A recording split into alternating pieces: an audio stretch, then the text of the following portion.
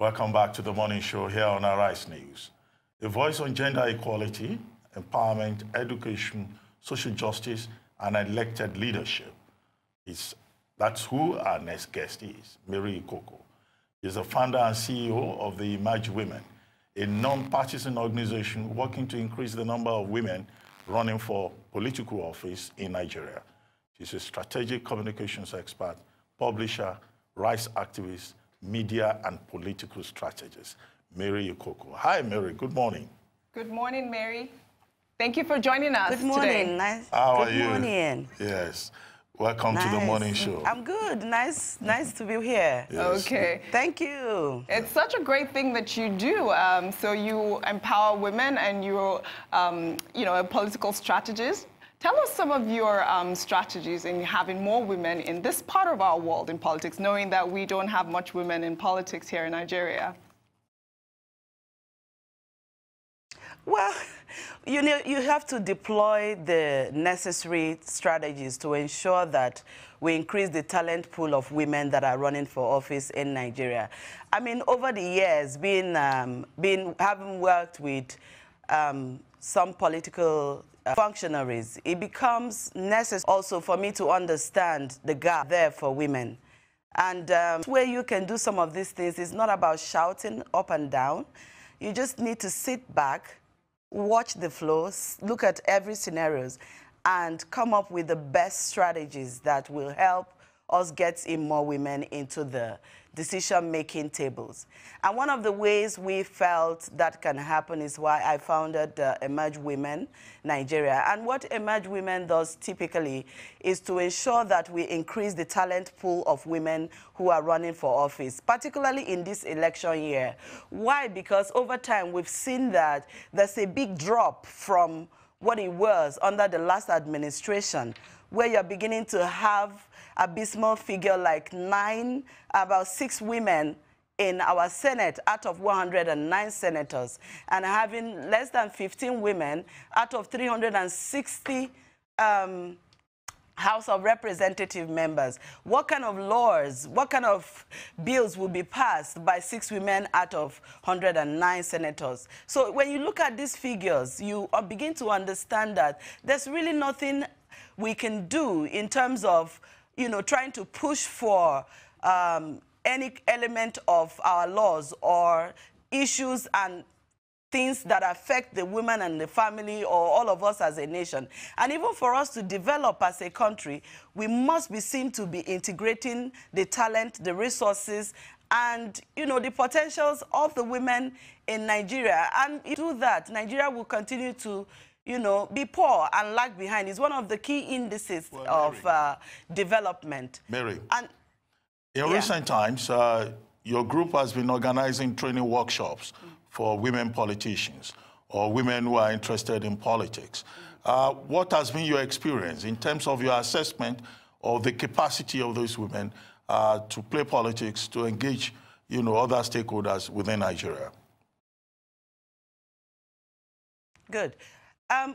The experience it's been a mixed kind of experience. You have some of these women who are really prepared to run. We also have women who do not even understand the terrain. They just went on, printing posters and, jumping into the fray, which is good because you must start from somewhere.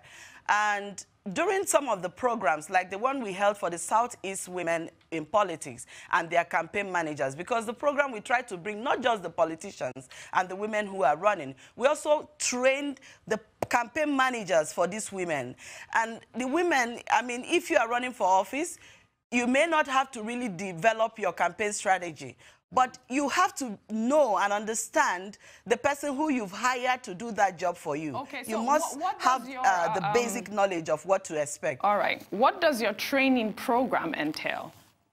The Emerge Women, what does it entail? The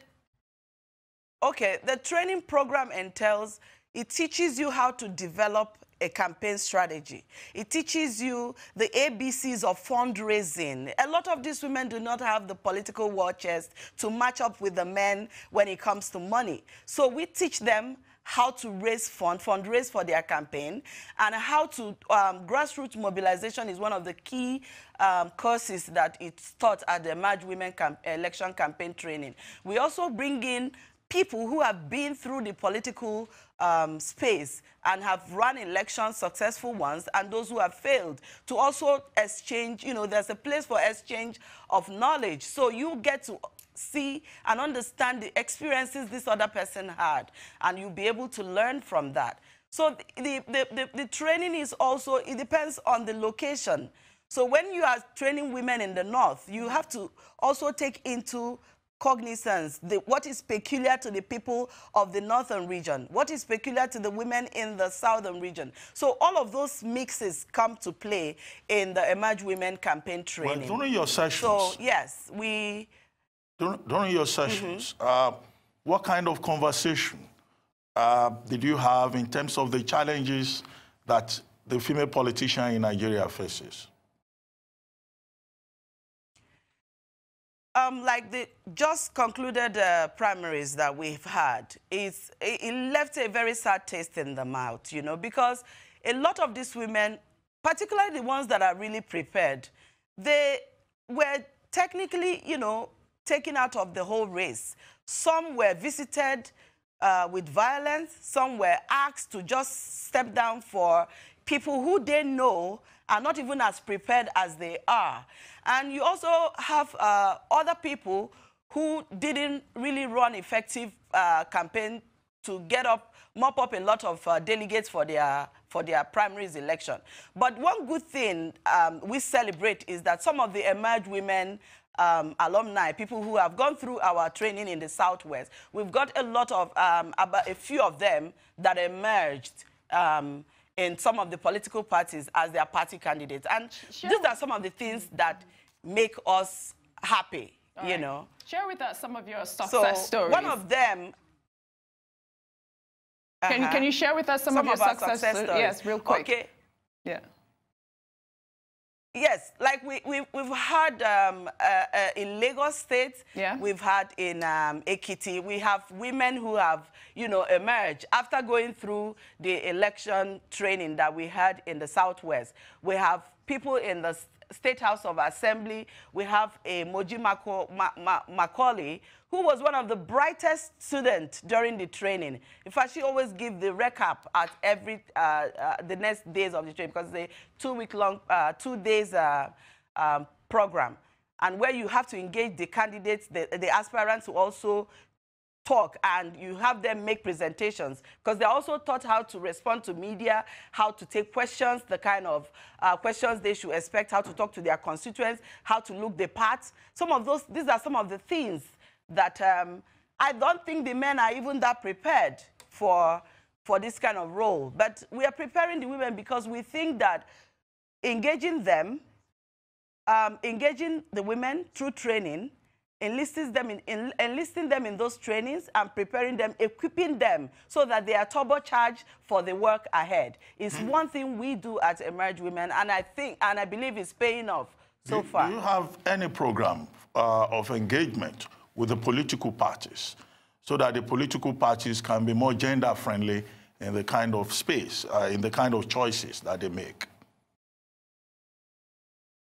Yes, I mean, there are key pillars of what we do at Emerge, and there are 4 of them. One is enlist women who we think are qualified to run. We ask them to run. 2 is we train them.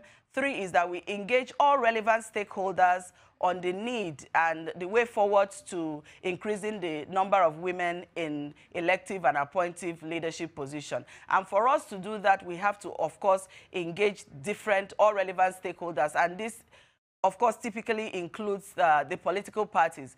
We've been making that move, but what is before us is really training these women, and we've been engaging with different political parties, especially when the women from those parties are giving us feedback. We don't just train women, we hold them, we hold their hands until they win, because the whole idea is to get more women into that room, onto that table. And so we don't train and leave them. We also build a network of powerful network of women who are running, who have run before, and mentorship is also made available in that system. Because we understand that it is not just enough to say go and run for election.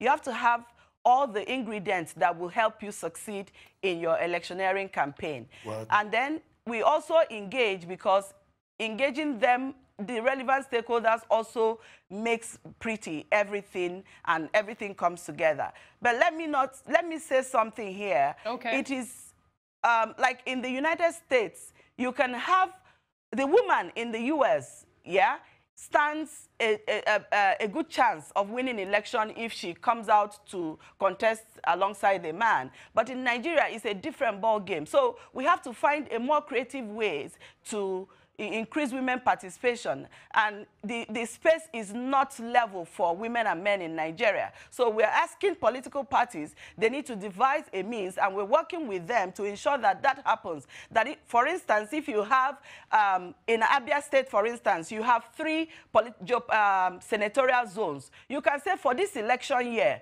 we want one Abia North, we want a woman for that slot. If a man wins election in that, if a political party brings forward a man, all the women in that state will back up the woman and not the man. Well, and if a man dares take the slot of a woman, he will continue to be a man, a woman. Thank you very much, Mary Ikoku. And we will address him as Mrs., maybe. That's a good one. Thank you very much, Mary. And all the best with Emerge Women. All the best. Thank you. Let's hope that more women will emerge in Nigerian politics. Thank you very much. It's time now for a short break on the morning show. When we return, Arise News analyst Emmanuel Ifeni will join us with a review of the headlines of today's newspapers. Stay with us.